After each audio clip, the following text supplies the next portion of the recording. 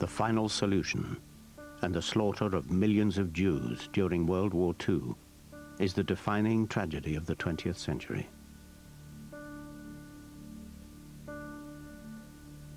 But there are those who claim that the Holocaust is a myth, that the millions who died are mere phantoms, that the few who survived are liars.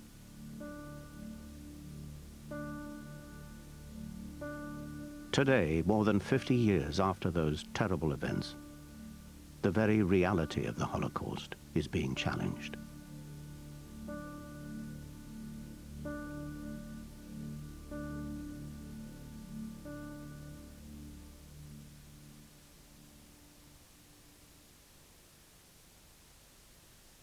A historian seeking the truth or a willful liar and Holocaust denier? That's the judgment the court will have to make on David Irving, arriving today for the libel case in which he's representing himself. January the 11th this year, an extraordinary trial opened at the High Court in London. The plaintiff was David Irving, hailed by his supporters as the preeminent historian of the Third Reich, reviled by his critics as an apologist for the Nazis' greatest crime. Irving was fighting a one-man libel action against American academic Deborah Lipstadt and her publisher Penguin Books over her 1993 book, Denying the Holocaust. She has branded him one of the most dangerous of the men who call themselves revisionists. Familiar with historical evidence, she wrote, he bends it until it conforms with his ideological leanings and political agenda.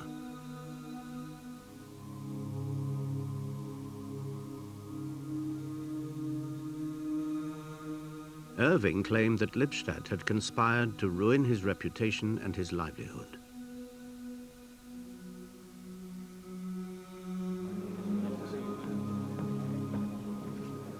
This program will reconstruct, with actors, key exchanges from the trial. We will also explore the evidence presented by David Irving and by his opponents to trace the tragic record of the Holocaust. David Irving will represent himself in the trial, mounting his case alone and without legal support. Against him, the defense, headed by Richard Rampton, QC, has marshaled a team of historians and experts who have worked for more than a year to assemble a mass of documents and evidence. Defendant Deborah Lipstadt will exercise her right not to speak during the trial. Over the course of 3 months, the trial will raise fundamental issues about the freedoms and responsibilities of history in the recording and interpretation of an unimaginable human tragedy. Court, rise. The case will be heard by Mr. Justice Gray. There will be no jury. What began as a libel case will become a trial of the Holocaust itself. I have never held myself out to be a Holocaust expert, nor have I written books about what is now called the Holocaust. If I am an expert in anything at all, I may be so immodest to submit that it is in the role that Adolf Hitler played in propagating World War II and in the decisions he made and the knowledge on which he based those decisions. Since then, I've been obliged willy-nilly to become something of a Holocaust expert through no desire of my own.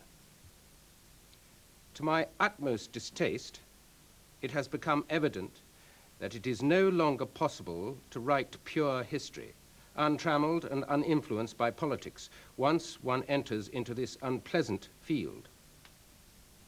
To justify her allegations of manipulation and distortion, it will not suffice for Professor Lipstadt to show, if she can, that I misinterpreted what happened, but that I knew what happened, and that I perversely and deliberately, for whatever purpose, portrayed it differently from how I knew it to have happened.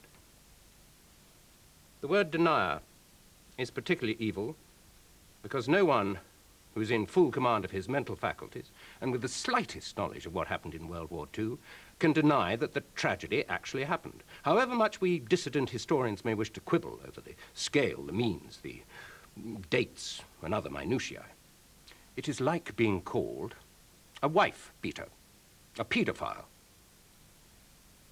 It is a verbal yellow star.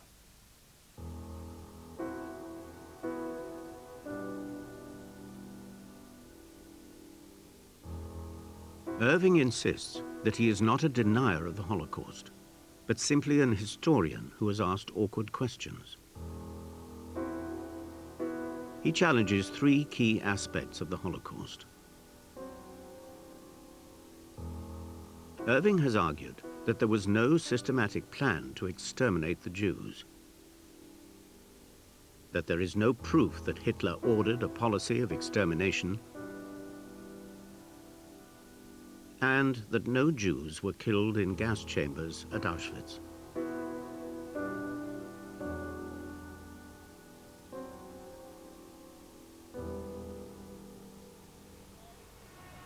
To win the case, the defense must prove that Irving has knowingly distorted the historical record.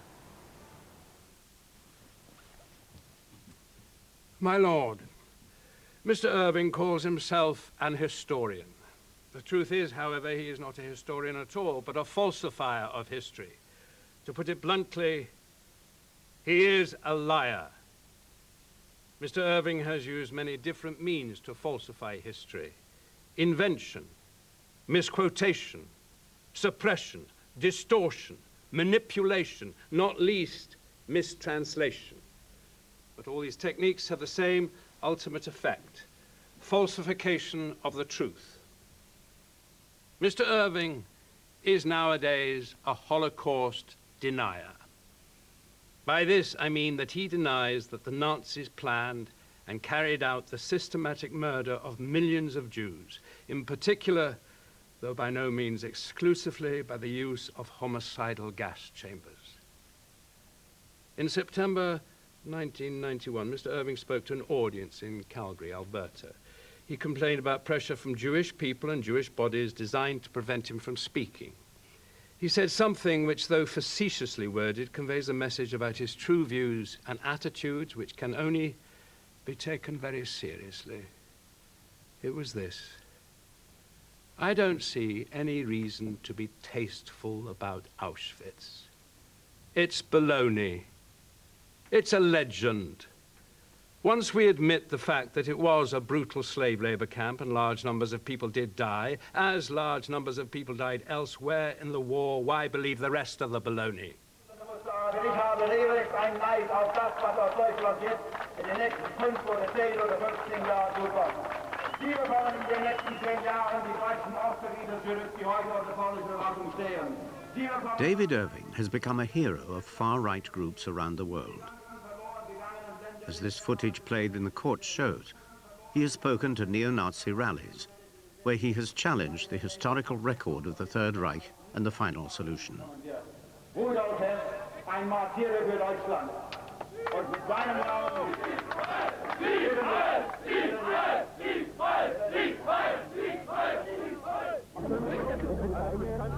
In his 30-year journey from controversial historian to alleged Holocaust denier, Irving has cast himself at the center of a bitter drama marked by fines, arrests, and deportations.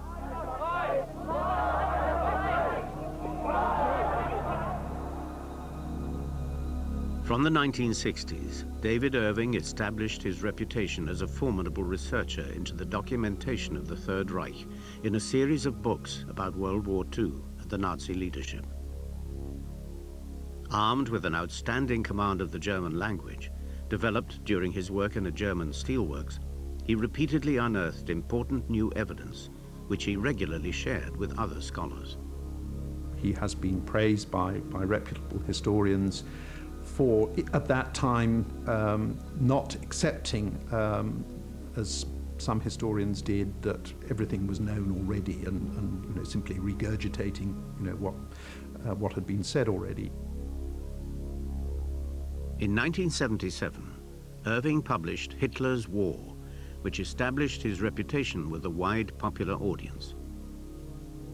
In the book, he accepted the historic reality of the Holocaust, but he argued that there was no documentary proof that Adolf Hitler had ordered the final solution. Irving shook us up. I had always assumed, I think almost everyone had assumed, that Hitler had signed a direct order beginning the Holocaust, and that it was a simple, straightforward crime, and we were certainly brought up to believe that. What Irving did was say, well, hold on, there is no documentary evidence. And that was a useful role that he performed. He may have been politically motivated, I'm sure he was, but nevertheless he focused attention on a gap in the historical record that people have been trying to explain and fill actually ever since. Irving's reputation was further enhanced when he successfully challenged the authenticity of the so-called Hitler diaries in 1983. So what do you say about the diaries? The ink has to be tested by a qualified laboratory like Hainer and Cox in the city of London. But by the time of publication of the second edition of Hitler's War in 1991, all trace of the Holocaust had disappeared. Auschwitz was no longer a monstrous killing machine, but merely a slave labor camp. Why are you being criticized then? Because pressure groups want to deny me freedom of speech. Irving was deported from Canada, refused entry to Australia, and threatened with arrest in Germany. But as a skilled publicist for his views, he has become the most notorious historian of the Third Reich and the most effective spokesman for the revision of the Nazi record. According to the evidence that I have seen, there was no gas chambers anywhere yet. David Irving was the kind of Holocaust denier who could get into people's living rooms, through books, through articles, through television appearances. I think he was probably the only one who could have made a real dent on public opinion. Today, a determined campaign in Europe and America echoes Irving's belief that the historical record of the final solution is a lie, orchestrated by the international Jewish lobby.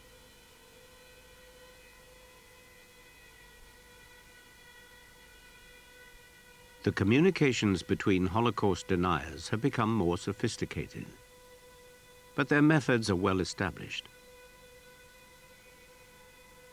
Exploiting public ignorance and fading memories of the details surrounding the extermination of Europe's Jews, the deniers distort documents and misquote records, challenging legitimate historians to validate the established record of the final solution.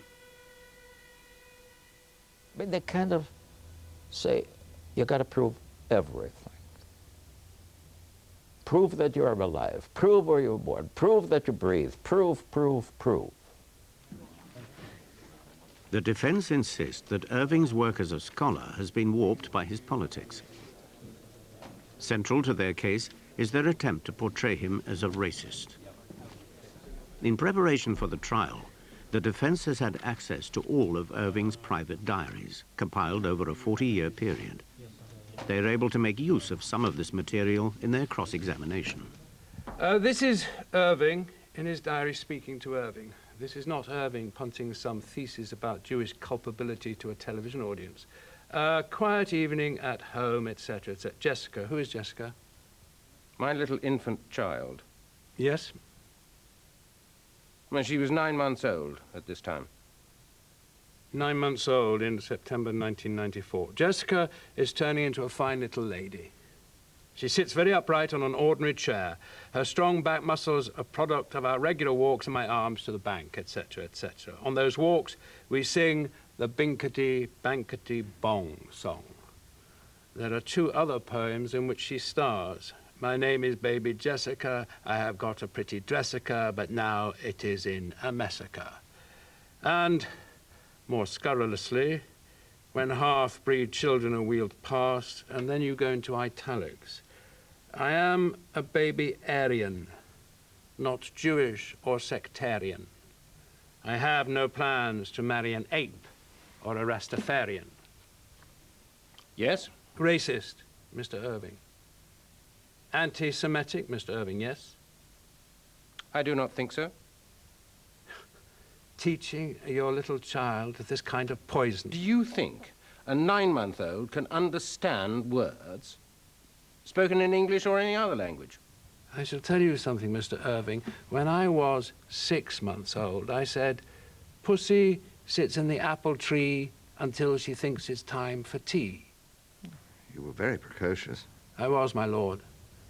But then I burnt out at 2. Perhaps I should set this in context. The scurrilous magazine, Searchlight, had just published a photograph of myself and Jessica and her mother, who's very blonde and extremely beautiful, and it had sneered at us as being the perfect Aryan family. But they did not write this. You did. Yes, but this is my little private response to this rather nasty sneer.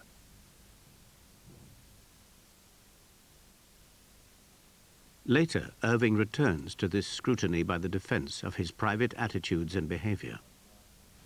You have had between 20 and 30 million words of my private diaries, also complete transcripts of my telephone conversations, where they were recorded on tape and transcribed. You've also had transcripts of innumerable speeches and lectures that I delivered. Out of all this enormous documentation, you and the entire defense team have picked 1 or 2 sentences, which you have then displayed for the delectation of the entire world, have you not? I say that this is unrepresentative. 19 words out of 30 million. Do you know what percentage of me is therefore racist? 0.00016% of me is racist, which means that 99.9984 of me is not.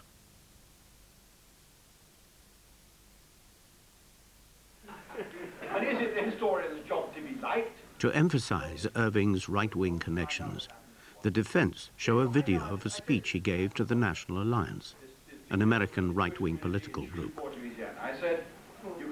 He's recounting his response to a Jewish questioner at one of his meetings. You are disliked, you people. You have been disliked for 3,000 years. You have been disliked so much that you have been hounded from country to country, from pogrom to purge, from purge back to pogrom, and yet you never ask yourselves why you're disliked. That's the difference between you and me. It never occurs to you to look in the mirror and say, why am I disliked? What is it that the rest of humanity doesn't like about the Jewish people to such an extent that they repeatedly put us through the grinder? And he went berserk. He said, are you trying to say that we are responsible for Auschwitz, ourselves? I said, well, the short answer is yes. The short answer, I have to say, is yes. Irving calls expert witness Professor Kevin MacDonald, who has written widely about the sociological roots of anti-Semitism, to explain why Jewish organizations regard him as dangerous. Professor MacDonald, in what way am I dangerous, do you suspect? Am I the kind of person they think may place a bomb in their letterbox? No. Obviously, they view you as a danger because of your writings. I believe they think they are a danger to their belief that their version of events be accepted as the truth, and that dissent from certain of these tenets should be viewed as beyond the pale of rational discussion. Do you consider me to be an anti-Semite, from your knowledge of me? I do not consider you to be an anti-Semite.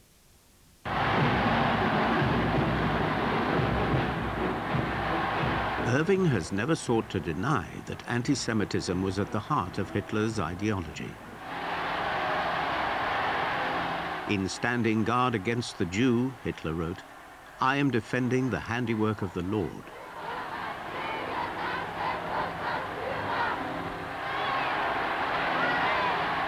Irving has also never hidden his admiration for Hitler. He seems to want to exculpate Hitler. That seems to be a key element of his agenda.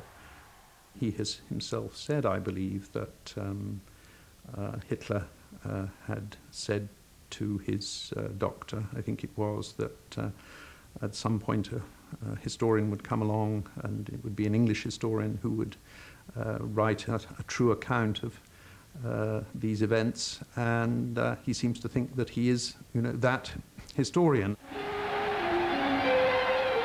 When he invited him to speak at Cambridge in 1977, novelist Robert Harris had a vivid experience of Irving's enthusiasm for the Führer. I went off to meet Irving from the Cambridge railway station with this sort of declaration of liberal principle in my hand, and Irving came along the platform towards me, unmistakable figure. I'll never forget him. The light sort of caught him, his hair hanging down here, slight gap in his upper lip which looked rather shadowed, and I said, "Mr. Irving," and he said, "Mr. Harris," and he put out his hand. I shook it, and he said, "Congratulations, you've just shaken the hand that shook the hand that shook the hand of the Führer." One of Irving's central challenges to the generally accepted view of the Holocaust is that there is no documentary evidence that Hitler planned or ordered it. For years, Irving has been offering $1,000 to anyone who can produce a document. Irving claims that the absence of an early order from Hitler demolishes the vision of the Holocaust being planned and organized at the highest levels of the Reich. But most historians insist that in fact Hitler's plans for the final solution evolved over time and were not the result of a single decision. I would suggest now, after 50 years of research, that Hitler's decision was made in stages, that his thinking evolved, and that his pronouncements became ever more drastic and ever more specific with this evolution. There was no single decision when he said, we will now exterminate all the Jews of Europe in extermination camps. I think this is a process which developed, but he was there always giving approval to the major steps that were being taken. The trial will follow in detail the developing stages of the final solution. An early portent of the nightmare awaiting the Jews was Kristallnacht.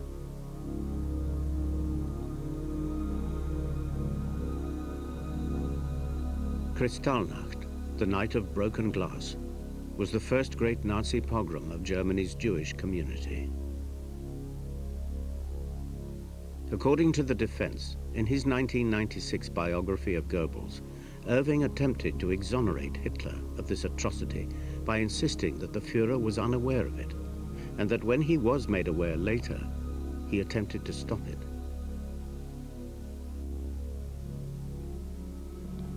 Defense witness Professor Richard Evans of Cambridge University has reviewed Irving's use of documents.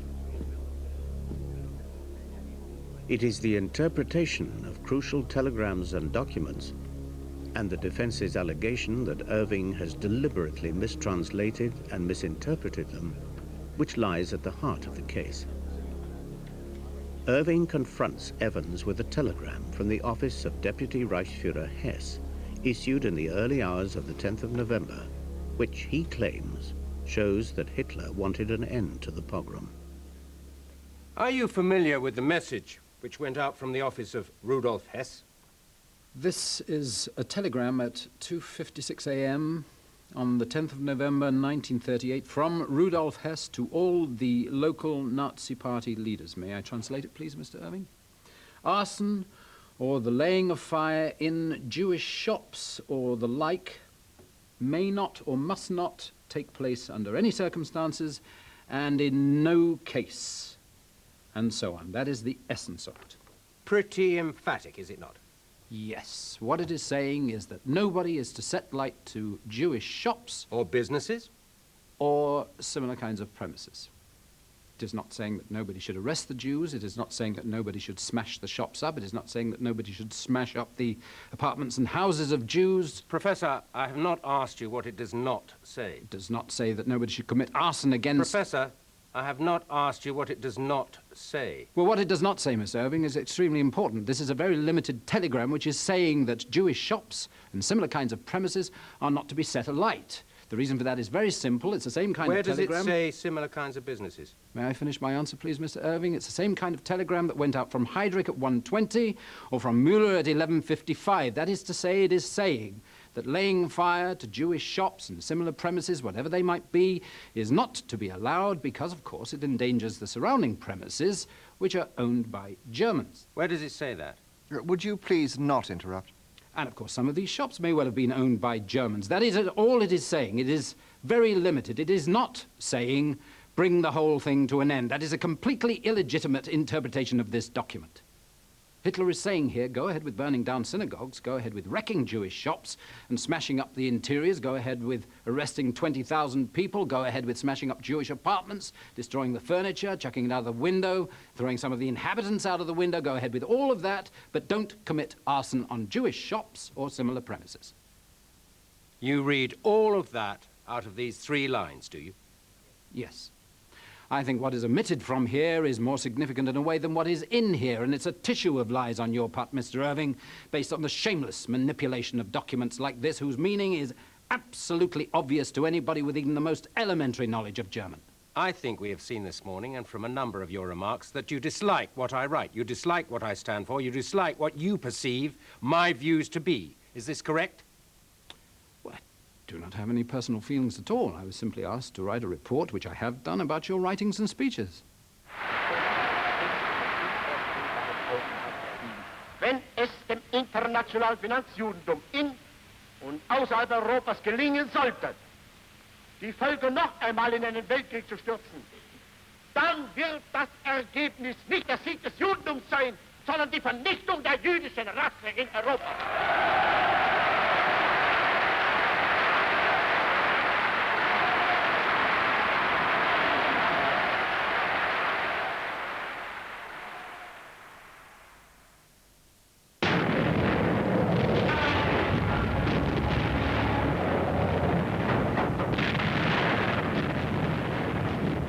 With the German invasion of Poland and the beginning of the Second World War, the ominous threat delivered by Hitler against the Jews was to become real.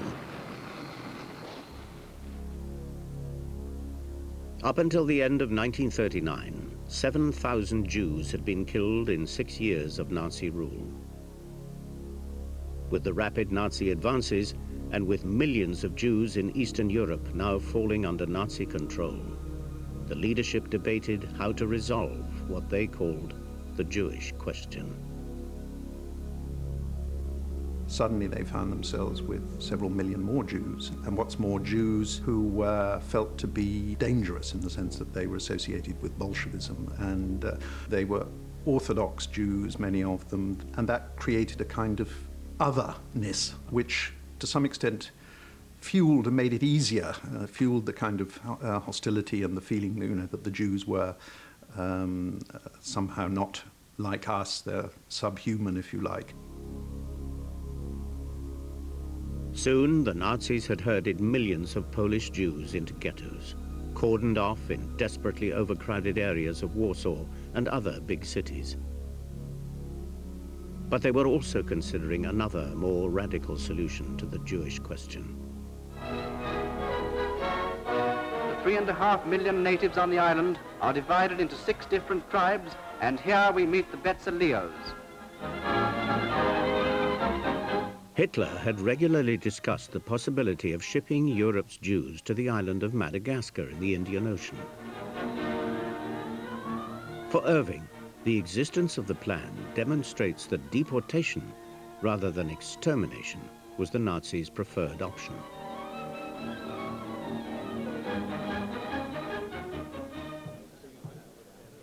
When defense witness Professor Christopher Browning takes the stand, Irving examines the Madagascar plan. How realistic was the Madagascar plan? Do I think they took it seriously? Yes, I do think they took it seriously. It is fantastic, but of course Auschwitz is fantastic too. In what way was Madagascar a fantastic plan? Fantastic in the sense of bizarre. The notion that you could take 4 million Jews and put them on ships and send them to Madagascar, and that anything other than the vast bulk of them would die under the conditions of being dumped into the jungle of Madagascar. Even that a plan that clearly in its implications involved vast decimation, they still talked in these words of resettlement. But is this not exactly what happened with the State of Israel? Millions of these people were taken and dumped in Israel, so to speak. Although they did it voluntarily, it was an uprooting and a geographical resettlement. The number of people coming into Israel, of course, came in gradually. And there was a structure and an organization to arrange for and assist their reception. You think it was a totally impracticable proposition, the idea of sending 6 million Jews, or whatever it was, to an island the size of Madagascar? I think they would have attempted it, and I think the results would have been disastrous. Why would they have been disastrous? Because I think a large percentage of the people sent there would have perished. Oh, I think the Jews are a very sturdy people. They've shown that by their forthrightness in Palestine, have they not? I think the conditions under which they arrived there, an island which the documents said clearly was to be an SS state, would not have been anything remotely similar to the conditions of an attempted and organized reception of refugees in Palestine after 1945. If Hitler's intention was to exterminate all the Jews systematically, why then would he have had a pipe dream of sending the Jews to a country like Madagascar, where they would have survived? I do not believe at that point that he intended to destroy the Jews systematically. He wanted a problem to disappear. Those who were running the ghettos in Poland believed that this was a possible solution to the overcrowding and disease in the ghettos. It's only once it is impossible to send Jews to Madagascar or across the Urals that the Nazis come to the rather more radical, lethal solution of mass murder.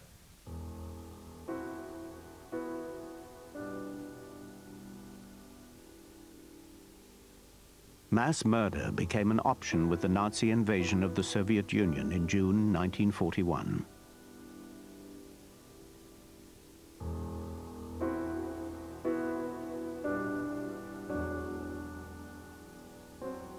The German Army High Command had been instructed to prepare for a brutal conflict of ideology and racial opposition.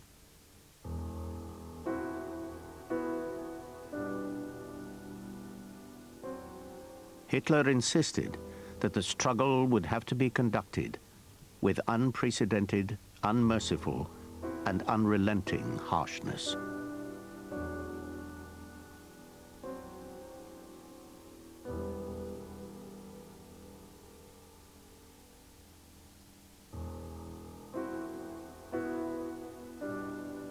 Four motorized task forces known as the Einsatzgruppen were set up to follow the German Blitzkrieg.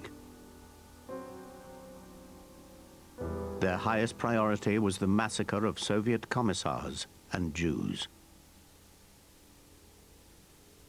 The Holocaust had begun.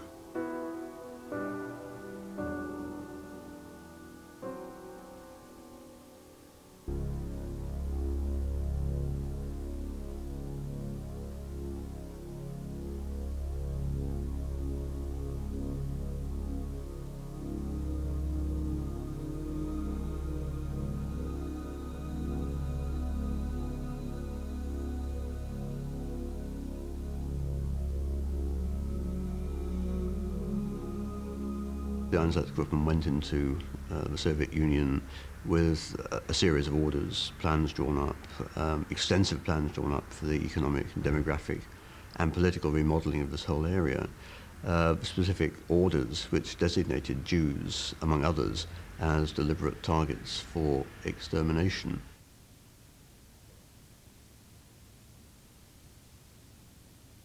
There was a prescribed method for carrying out mass shootings of Jews. Often pits were dug ahead of time, sometimes days in advance. Jews were marched to these usually isolated locations where they were either placed in the pits and shot there or shot into the pits. The whole process was so similar in different places at different times that it suggests a considerable degree of forethought and planning. It is inconceivable that the Einsatzgruppen could could have set out on their missions without preparation, briefing, organization, and agreement at the highest level. The Einsatzgruppen and the army were tasked with Führer orders, orders issued in the name of the Führer. They sent back reports to Himmler, routine weekly reports on the scale of the killing of Jews, commissars, and other groups that they targeted. Irving claims the Einsatzgruppen massacres of up to 1.5 million victims were arbitrary actions by criminal individuals. To challenge Irving's claim, the defense presents in evidence a report from the chief of Einsatzkommando 3, SS Colonel Karl Jaeger. Dispatched to Berlin in December 1941, it listed the numbers of executions carried out by his squad since July of that year. Have you gone through the figures in this report? No, but I shall be happy to walk through them with you if you wish. That would be easier. Of course, you will have time to check whether I'm right or not. Of 137,000 people executed, about 98.5% are identified as having been Jews. Men, women, and children. That is correct, yes. And this report goes back to Berlin? Yes. What happens to Herr Jaeger, the head of this Einsatzgruppen squad? Was he sacked? That I do not know. Imprisoned? That I do not know. This is completely at random, really, because one can take any number of examples. The massacre of 33,000 Jews from Kiev in one go in 2 days, 29th, 30th of September, 1941 at Babi Yar. I do not know in detail about it. Do not these things jump out at you, Mr. Irving? These vast numbers of recorded deaths is being shipped back, laboriously and carefully typewritten reports by the murderers to the head of the security service. I accept that. But this is of great interest to a Holocaust historian, not a Hitler historian. I am a Hitler historian, if you appreciate the difference. I do not think there is a difference. We're not so much concerned with Hitler at the moment, but Berlin. Berlin must have known that the shootings were continuing on, as you would accept, a massive scale. I accept this, my lord, yes. Do I now have a clear concession that what the SS did in the East to the Russian Jews and the Baltic Jews, to a total of perhaps 1.5 million, was done on the authority and with the knowledge of Berlin? Yes, quite clearly.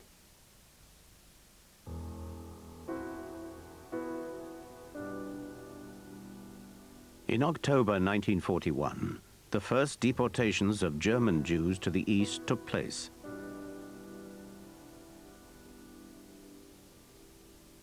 Although the Nazis were murdering thousands of Soviet Jews, it was not yet a matter of policy to kill Jews from their own country.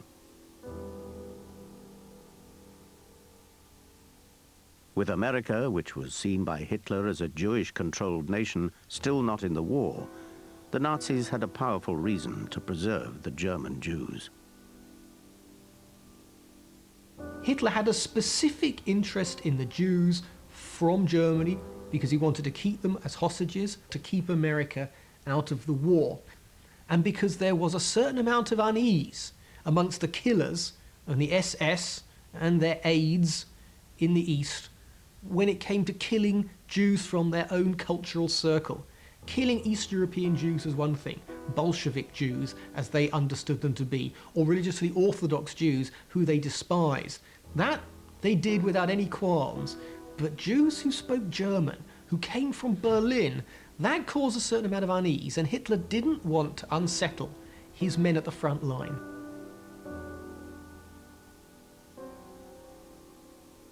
Irving attempts to show that the temporary exemption of German Jews from the massacres in the East is evidence against the systematic genocide of Jews across Europe. Irving insists that he is justified in drawing attention to facts which appear to contradict generally accepted views of the Holocaust.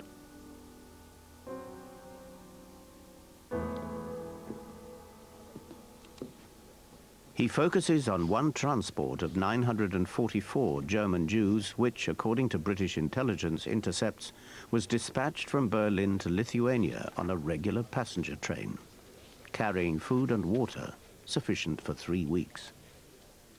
The image we have from the literature is of coal trucks and cattle trucks being filled.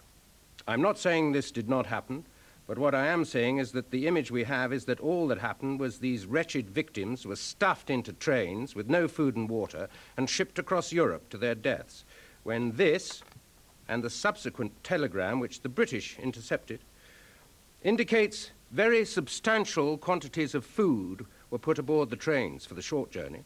And in the second telegram, you will remember, it also stated the fact they were carrying their appliances, food and appliances.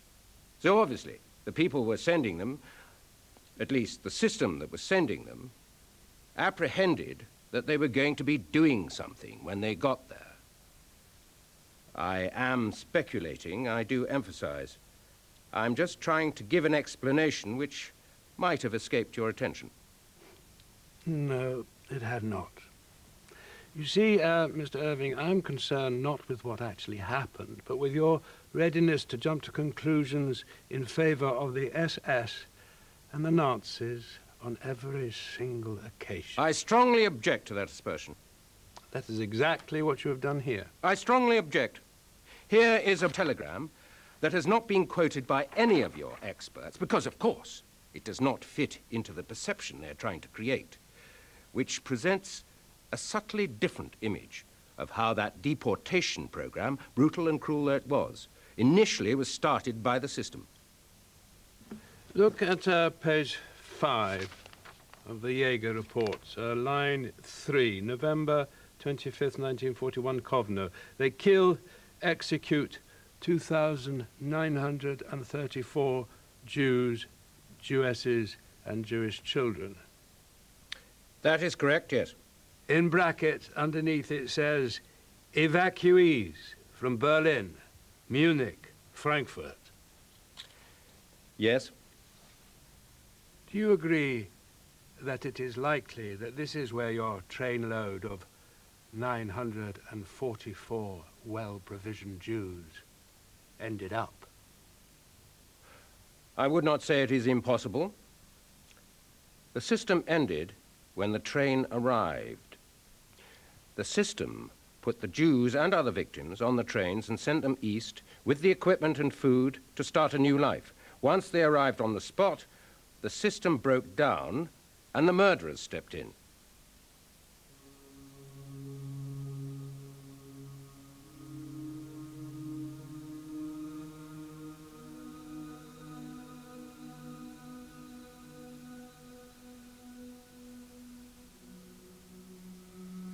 A mansion near a lake south of Berlin is accepted by most historians to be the place where the organization of the final solution was planned.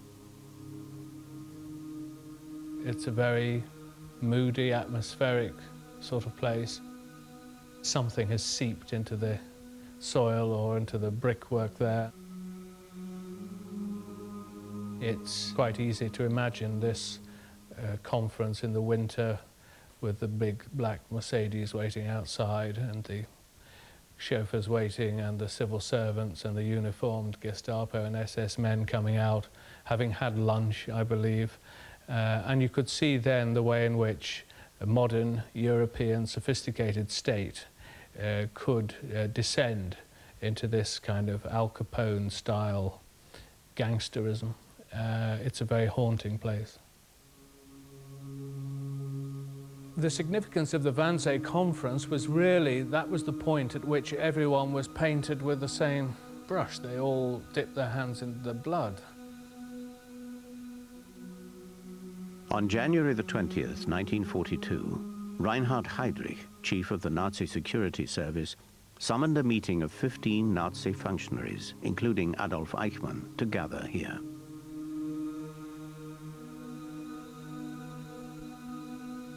The entry of America into the war in December 1941 meant that the bureaucrats were gathering to discuss how best to fulfill Hitler's prophecy of the extermination of all 11 million Jews in Europe. I think Wannsee was a conference which came at a point where Himmler and the racist apparatus had already begun a program of what one might call the rationalization of racism. I think that Himmler and others were shocked in the end by the brutality and violence of the wild killings across the summer, and were keen to bring the whole thing under control. It was very much Himmler's habit, of course. He liked order. He liked to have rational structures for carrying things out. He was very keen to do things the German way. So building up factories of death, extermination camps, liquidating Jews systematically, using bureaucrats as much as soldiers, I think was very much Himmler's way. And I see the Wannsee Conference, in a sense, as an attempt to announce that the program had now been brought under control. It was now going to be carried out along rational National Socialist lines, and not along the lines of a war of destruction in the East, which is the way it had been conducted since June. Irving disputes what happened at Wannsee. The transcript of the meeting, he insists, contains no reference to liquidation or to Hitler's approval. It was, he says, a low-level conference concerned with a shift in Nazi policy towards the Jews from deportation overseas to evacuation to the East. Jetzt Wannsee. But as one of the principal architects of the final solution, Adolf Eichmann confirmed at his trial in 1961, the talk at Wannsee had all been of killing and liquidation, disguised in the minutes, written by Eichmann himself, but checked over and amended by Heydrich. Also vielleicht entsinnen Sie sich, was man da gesprochen hat? Da sind die verschiedenen Tötungsmöglichkeiten besprochen Verschiedenen Tötungsmöglichkeiten? Jawohl. Klar. Moreover, Eichmann said, the Wannsee Conference was in fact a high-level meeting of a wide range of senior officials to plan the implementation of the final solution of the Jewish question in Europe. Im Einzelnen ist mir diese Sache heute nicht mehr gegenwärtig, Herr Präsident, aber ich weiß, dass die Herren beisammengesessen sind und haben hier eben in sehr unverblümten Worten, nicht in den Worten, wie ich sie dann ins Protokoll geben musste, sondern in sehr unverblümten Worten die Sache genannt, wie sie eben, ohne sie zu umschreiben. Now America was in the war, there was no point keeping the Jews on ice, threatening to murder them. On the contrary, now is a time to make his prophecy come true and to punish them for the globalization of the war. And some historians would say that is the decisive moment at which the murder of the Jews expands from Poland and Russia to become a Europe-wide project. Early in 1942, the final solution of the Jewish question entered a new and more lethal phase with the introduction of a technology of mass slaughter. Himmler visited Minsk and witnessed a mass execution and was very shocked. Allegedly, some brains spattered onto his coat, and he realized that this was imposing quite a burden on the people who were doing it. And he decided that attempts should be made to produce a killing process that was easier for those carrying it out.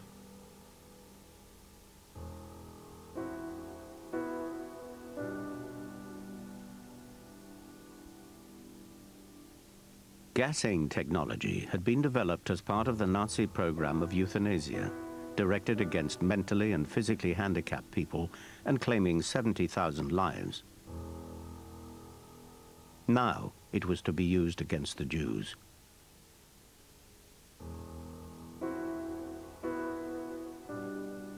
Mobile gas fans first appeared on the Eastern Front early in 1942. Carbon monoxide was pumped from the van's engines to suffocate the victims locked inside. Irving has previously conceded the existence of these gas vans, acknowledging an eyewitness account from the SS colonel responsible for Jewish affairs, Adolf Eichmann. But he continues to claim that they were used only on an experimental basis. I am going to suggest, Mr. Irving, that you have made statements about the use of gas trucks which fly in the face of the available evidence. And I am going to do this with reference to some Nuremberg documents which must have been available since goodness knows when. To say that something must have been available. I am suggesting, Mr. Irving, that a man in your position does not enter the arena waving flags and blowing trumpets unless he has taken the trouble to verify in advance what it is that he is trying to say, particularly when what he is saying is of great sensitivity and importance to millions of people throughout the world. The defense enters into evidence an SS document of June 1942. Since December 1941, for example, 97,000 were processed by 3 trucks in action without any defects in the vehicles being encountered. Shall we go straight to the bottom line and say, yes, I fully accept the innuendo you're placing on that document? Innuendo? It is not stated clearly, but quite clearly, 97,000 people were liquidated in these trucks. In 3 trucks? Over the months concerned? No, actually, it was just about a month and a week. 97,000 people in 3 trucks during the course of 5 weeks. That is a very substantial achievement if you work it out with a pocket calculator. Clever SS. But is it very experimental? My lord, I did not have this document at the time I said that. I had this document 5 or 6 months ago. Answer the question, even so. Would you describe it as very limited and experimental? Not on this scale. This is systematic. It is systematic. Huge scale. Using gas trucks to murder Jews. Yes, no question at all. But you have failed to establish the link upwards to Hitler. So you keep asserting. I beg to differ, but I'm not going to develop that until the end of the case. So do you now accept that the statements that you made that they used gas trucks on a limited scale for experiments was just plain wrong? Yes. We got to 97,000 in a month. Yes, which certainly seems an incredible figure when you only have 3 trucks and they can only take 20 at a time and they have to drive 20 miles out into the countryside. But I don't have the information to challenge the figure, apart from the inherent improbability of that figure. It is a massive figure. You also have to remember that they are bragging and boasting about what they have achieved.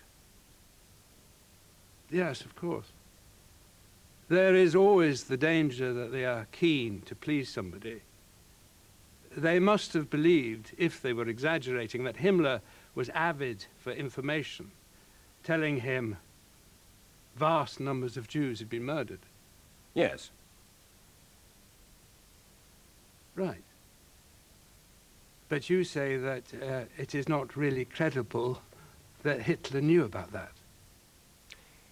Is it not remarkable that we have documents of this quality for everything below Himmler, but not a single page above Himmler? I do not imagine that Himmler, at that stage, could have even thought of acting independently of the Führer. As he himself said, his whole life had been, his whole program had been based on loyalty to the Führer. The idea that Himmler had an independent policy, I think, is absurd. But there's no question in my mind that the policy came from Hitler. I think the scale of the genocide, of course, is enormous, and it would be impossible for somebody like Hitler, who was Supreme Commander, and a very active Supreme Commander, I mean, who looked at maps, who read railway schedules, who was interested in the minutiae of conducting war, quite impossible for this huge transportation effort, this huge security effort, to have been carried out without Hitler's knowledge. I think only the most amateurish of researchers could believe that in a political setup like the Third Reich, every action that took place was authorized from above, by a written order. This was a criminal regime that was aware it was engaging in criminal acts. It played fast and loose with the law. And there are a series of other orders given by Hitler that we know about, which were never actually put on paper. These were known as Führer wishes. His underlings would turn up at a place and say it is the will of the Führer that something should happen. And everybody knew exactly what that meant. There was an order from on high. It was not to be written down. What we would call today complete deniability was to be preserved. There are no orders. They have not been found. We've been in the archives, in and out of the archives of the world for the last 50 years, since the end of World War II. 55 years and no primary, secondary or tertiary evidence has been found as regards the war years. The case is not that there is a piece of paper from Himmler to Hitler saying, "Here, Adolf, are the statistics." The case is simply this. The scale of the operation is vast. It must have involved what must have been very considerable disruption to military operations, amongst other things. It involved a lot of economic and manpower resources. It certainly goes all the way up to Heydrich and Wolf, who was Himmler's adjutant, seconded as liaison officer for some time at least to Hitler.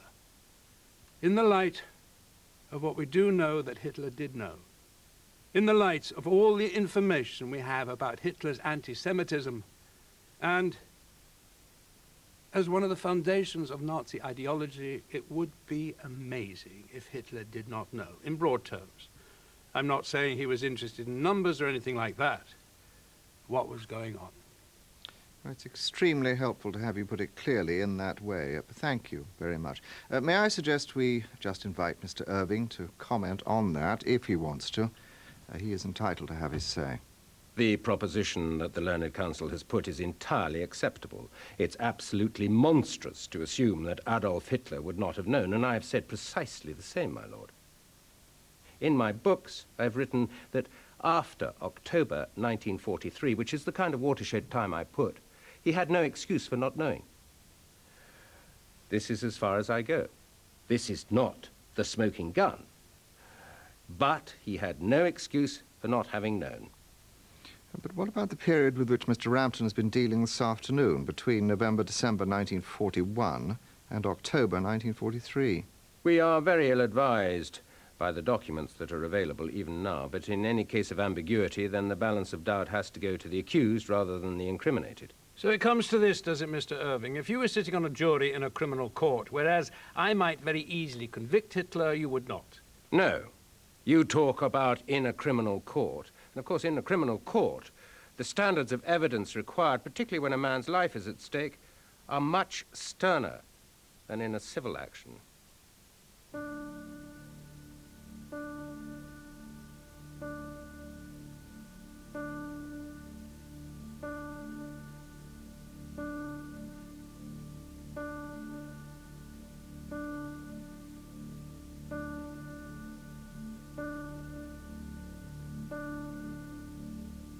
The European-wide genocide against the Jews reaches its climax in 1942.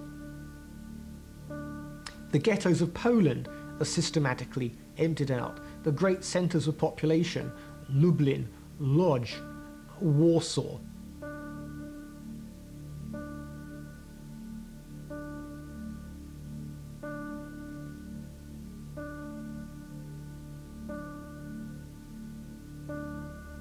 It's also during this year that the roundups begin in France, the Netherlands, Belgium.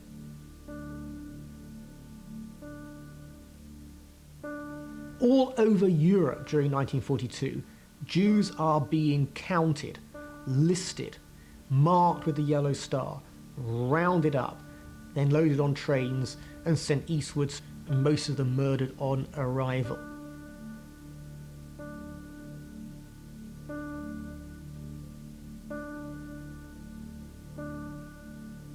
In the summer of 1942, the ultimate stage of the final solution began to unfold. The use of hydrogen cyanide, Cyclone B, in the gas chambers of the Polish extermination centers.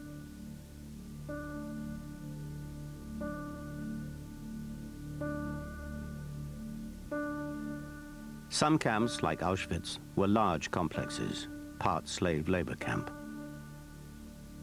Others, like Treblinka, Sobibor, and Belzec, were designed purely as factories of death.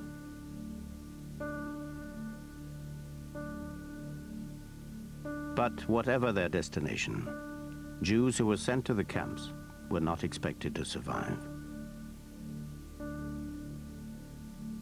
My next exercise is to show the scale of the operation, and in due course, and I give you fair warning to demonstrate that anybody who supposes that those hundreds and thousands of Jews were sent to these tiny little villages, what should we say, in order to restore their health, is either mad or a liar.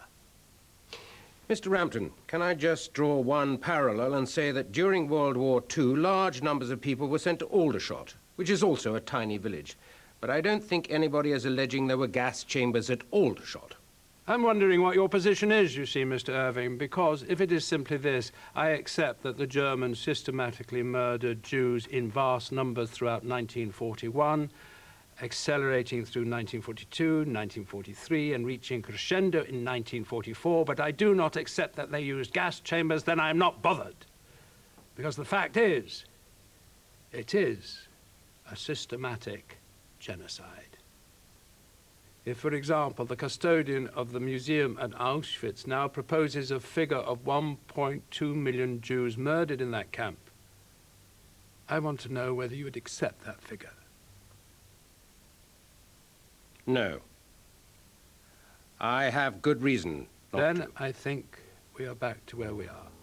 Alas, I thought I saw a chink of daylight, but it is not there.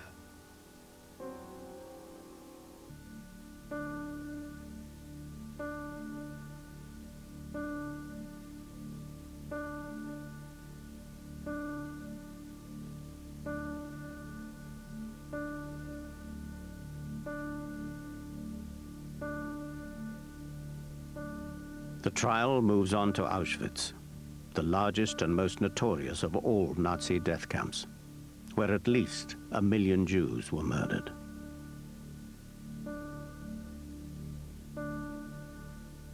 The terrible outlines of the Auschwitz system can still be seen today in the remnants of the camp preserved as a museum and memorial.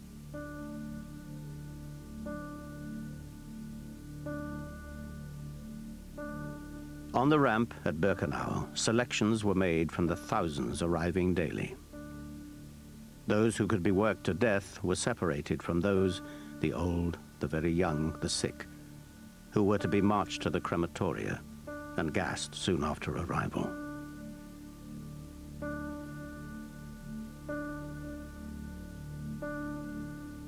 In 1944, they built in the center of Birkenau this famous unloading ramp and siding. So from May 1944, most of the arrivals, first of all Jews, but also Poles after uprising in Warsaw in 1944 in August, were also unloaded here. And at this place, the Nazis carried out selections among new arrivals.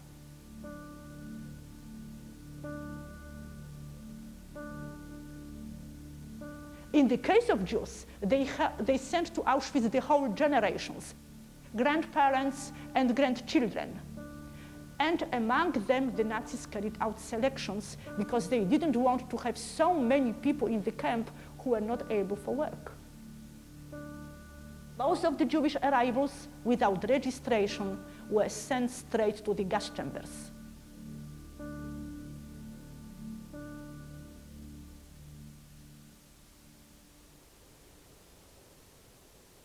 Central to Irving's revisionist claims about the Holocaust is his belief that there were no homicidal gas chambers in Auschwitz. He claims that the gas chambers were a piece of atrocity propaganda invented by the British political warfare executive. And he insists that all eyewitnesses are liars. In September 1991, Irving told an audience in Canada that more people died on the back seat of Edward Kennedy's car at Chappaquiddick than ever died in a gas chamber at Auschwitz. The reason for his rejection of the gas chambers at Auschwitz can be described in one word: Leuchter. Good morning. My name is Fred Leuchter. I'm an engineer from Boston in the United States, and I'm here this snowy morning here at Auschwitz in Poland. The date is February 28th. It's approximately 10:30 a.m. And I'm here to examine this alleged gas chamber. Self-styled gas chamber expert Fred Leuchter shot to notoriety in 1988 at the trial in Canada of Holocaust denier Ernst Zundel. I'm standing in a fumigation building. At Zundel's request, Leuchter went to Auschwitz to test for hydrogen cyanide deposits, both in a chamber used to delouse clothing and in Crematorium 2, the largest of the 4 main gas chambers at Auschwitz-Birkenau. Stick your hand under there. Leuchter concluded that Crematorium 2 could not have been used as a homicidal gas chamber. For Irving, it was a decisive moment. He pronounced himself entirely converted by Leuchter and even published a glossy version of the report in June 1989. Leuchter's methods and his conclusions have since been totally discredited. And a beautiful piece of a roof. Irving accepts this, but continues to use the report to back his denials of the gas chambers. Yep. Sample from the roof.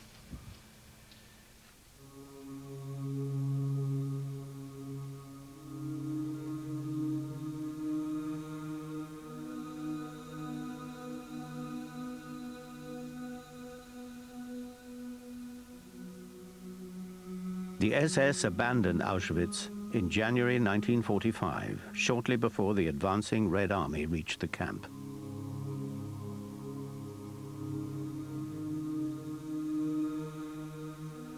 By destroying the physical evidence of the gas chambers, the SS may have believed they were erasing all traces of their crimes.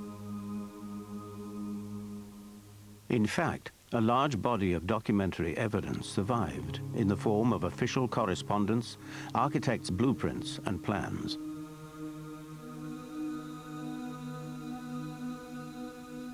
As ever, the true nature of what was being done was obscured by the use of euphemistic phrases and coded language. The whole process of extermination, together with the other aspects of life in a concentration camp, were top secret, and official documents dealing with the matter were full of code words. For example, the Nazis never wrote "people killed by means of Cyclone B." They used special terminology. For example, Sonderbehandlung. It means special treatment. And such documents survived in our archives. We can see them, containing false reasons for use of Cyclone B. A document of October the 2nd, 1942, requests a supply from the manufacturers of Cyclone B gas, calling it material for resettlement of Jews. In the blueprints for Crematorium 2, the gas chamber was always referred to as Leichenkeller 1, the underground mortuary. But there are a few gaps in the Nazi camouflage. The defense refers Irving to a document from the Auschwitz archive, dated January the 29th, 1943. The letter is one of the few surviving documents that refers to gassing. The crucial word in this case is Vergassungskeller, literally gassing cellar. I think the evidence is clear that it was used as a gassing cellar for fumigating objects or cadavers. Fumigating cadavers? Yes. What makes you say that? That is what the room was for. That is what mortuaries are for. In mortuaries, you put cadavers. This is news to me, Mr. Irving. What is the evidence for that? I beg your pardon? What is the evidence that they use that for gassing corpses?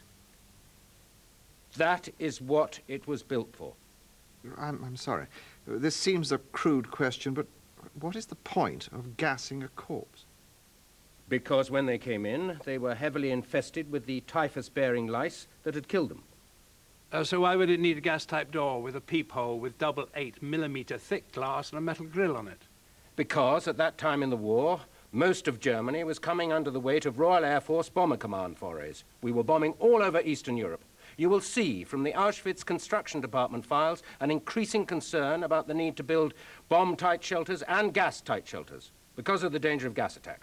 Now it's an air raid shelter, is it? I beg your pardon? Well, it is either a cellar for gassing corpses or it is an air raid shelter. Did I say either or? Both.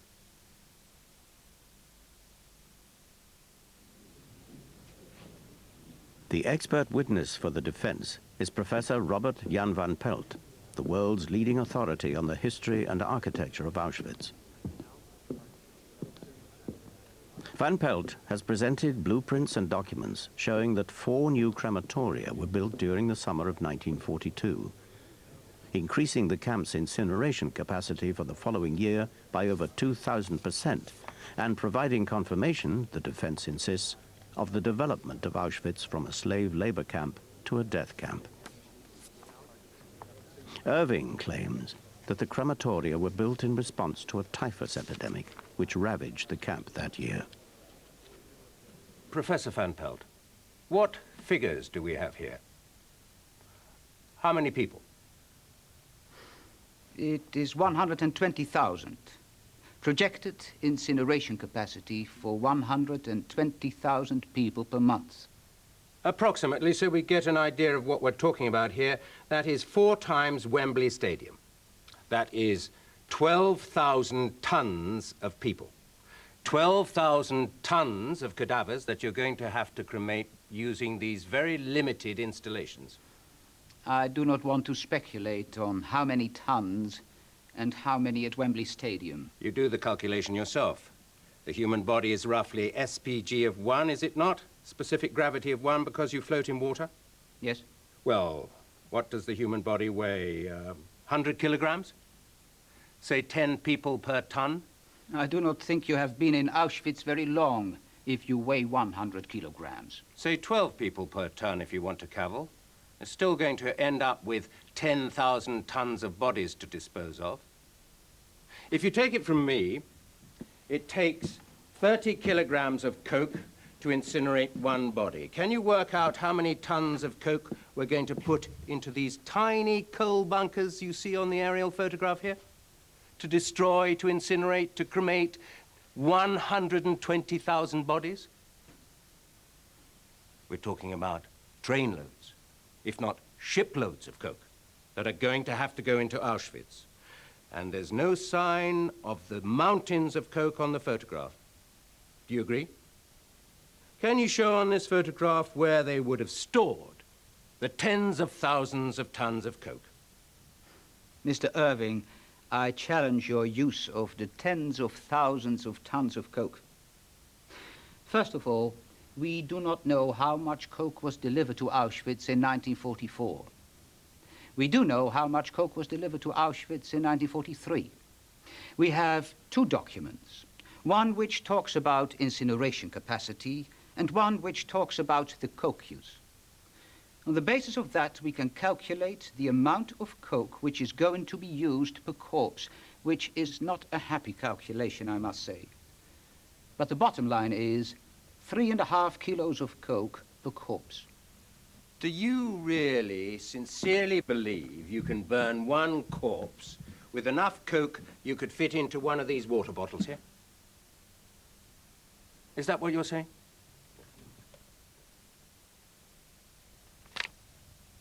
In re-examination for the defense, Richard Rampton produces the patent application for the top ovens supplied to Auschwitz for incineration purposes. The case sought to be made is that this explains how they were able to incinerate as many corpses as they could, and also how they managed to use as little fuel as they did. Yes, I was looking for that particular sentence. This is what it says here at page 540. It says, Preheating of such an oven should take at least 2 days. After this preheating, the oven will not need any more fuel due to the heat produced by the corpses. It will be able to maintain its necessary high temperature through self-heating. Carry on. But to allow it to maintain a constant temperature, it would have become necessary to introduce at the same time so-called well-fed and so-called emaciated corpses, because one can only guarantee continuous high temperatures through the emission of human fat.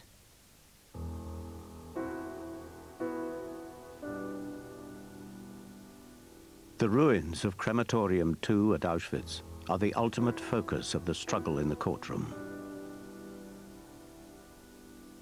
It is at this place that Irving's denials must confront the evidence that 500,000 people were systematically exterminated.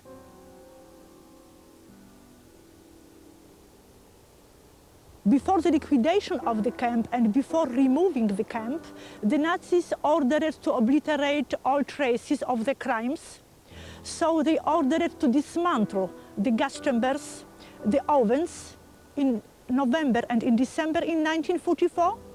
And 1 week before the liberation, they destroyed the buildings, they dynamited them. That's why we can see only the ruins now.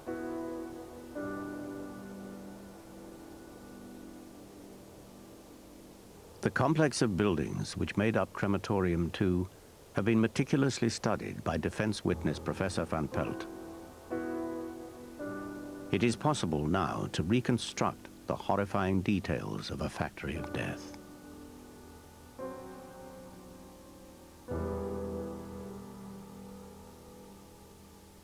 The victims were herded more than 1,000 at a time into the undressing room, where they were told to prepare for a mass shower.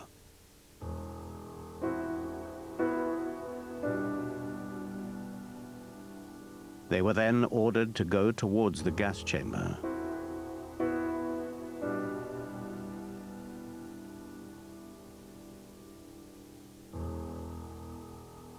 With the victims packed inside the gas chamber, SS guards dropped Cyclone B capsules down through 4 wire mesh columns from holes in the roof. The body heat of the victims released the deadly hydrogen cyanide gas into the room. After a few minutes, the corpses were taken up in a lift to the cremation room, where a gallery of 5 ovens worked ceaselessly.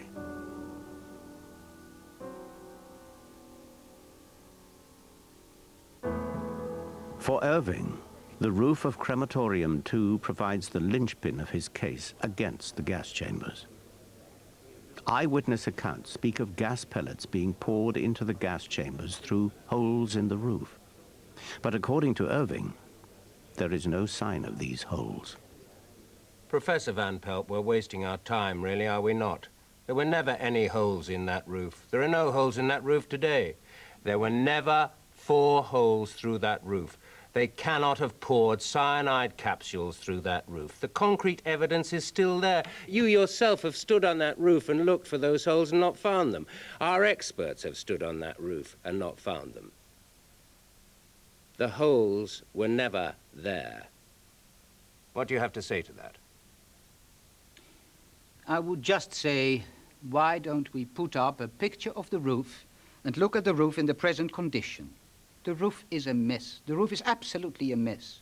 A large part of the roof is in fragments. The concrete has many different colors. You pretend that you are talking about a piece which is intact. It is not. You do accept, do you not, Professor Van Pelt, that if you were to go to Auschwitz the day after tomorrow with a trowel and clean away the gravel and find a reinforced concrete hole where we anticipate it would be on your drawings, then this would make an open and shut case, and I would happily abandon my action immediately. I think I cannot comment on this. I'm an expert on Auschwitz and not on the way you run your case. Let us go back, Mr. Irving. I'm going to insist that we get this clear, and then we know where we're going. But what is your position going to be? Supposing that the evidence satisfies me that there is reason to believe that this was intended to be, that there was a gas chamber and not an air raid shelter, is that something you accept or dispute? I do not think I'm equivocating. My position on that particular room is that it was never used in the gas chamber sense, in the sense described by the eyewitnesses. Because, of course, the lack of holes proves that the eyewitnesses have lied. That's getting close to an answer, but it's not quite an answer. Are you accepting that it was a gas chamber in the sense that it had the facility for gas to be inserted by whatever means, but contending that humans were never killed by gas in that chamber? Certainly on one occasion it was referred to as a Vergassungskeller, and also referred to as a Sonderkeller, a special cellar or special basement. That I also accept.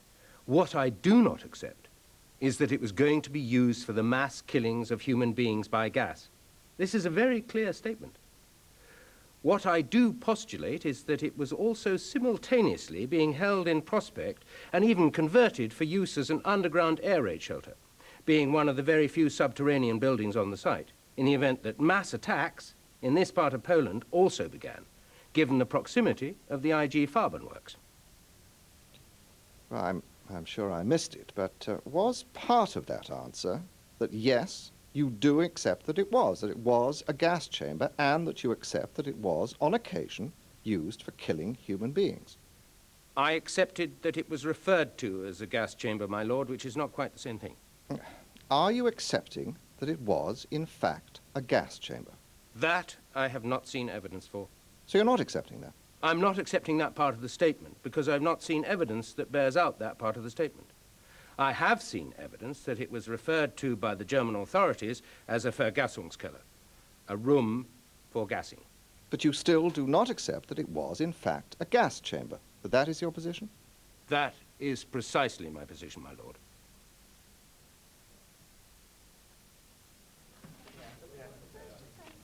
After 31 days of forensic debate and bitter disagreement about the historical record of the Holocaust, the High Court assembles to hear the final statements of David Irving and Richard Rampton. The principal accusations made against Mr. Irving by Professor Lipstadt in a book were, in summary, first, that Mr. Irving deliberately falsified history in order to make it conform with his ideological leanings and political agenda, and in particular in order to exonerate Adolf Hitler of responsibility for the Nazis' persecution of the Jews. Second, that in order to achieve his objective, Mr. Irving distorted historical evidence and manipulated historical documents. Third, that Mr. Irving had become one of the most dangerous spokespersons for Holocaust denial. Last, that he himself held extremist views and allied himself with other right-wing extremists, in particular Holocaust deniers and anti-Semites. As it turns out, on the evidence before this court, the accusations are true in every significant respect. Thus it is that the defendants say on this part of the case proved. Mr. Irving is, as was proposed at the start of this trial, a liar.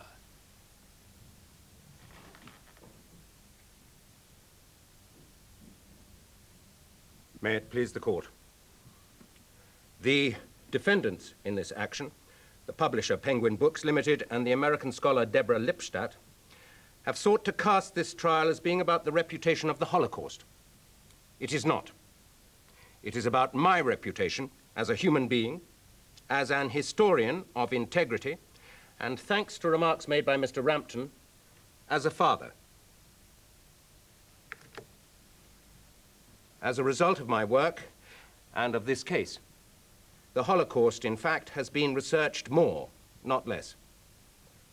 Those who rightly believe that these crimes should never be forgotten, and I stress the word rightly, should ask whether their case is better served by a compulsory and dead text imposed by law and intimidation, or by a live and ongoing discussion. If a writer's books are banned and burnt, his bookshops are smashed, his hands are manacled, his person insulted, his printers are burnt down, his access to the world's archives is denied, his family's livelihood is destroyed, his phone lines are jammed with obscene and threatening phone calls, death threats, his house is beset by violent, angry mobs, the walls and posts around his address are plastered with stickers inciting the public to violence against him, and a wreath is sent to him with a foul and taunting message on the death of his eldest daughter. Then it ill behoves people to offer cheap criticism if the writer finally commits the occasional indiscretion and lapse in referring to the people who are doing it to him. The outcome is in your lordship's hands, and yours alone. And I am glad, I am confident, that nothing that the press has written or may yet write will deflect your lordship from arriving at a just conclusion.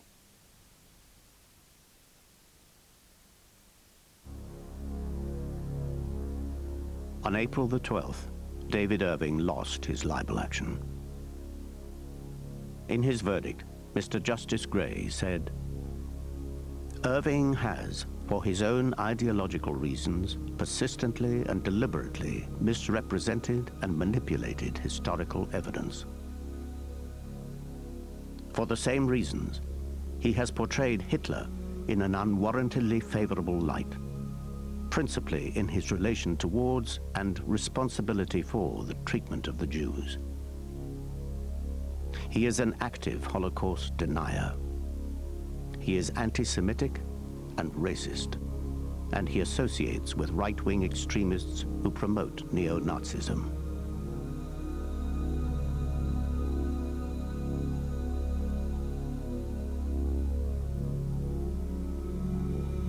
I think it's taken David Irving and his ilk out of the equation.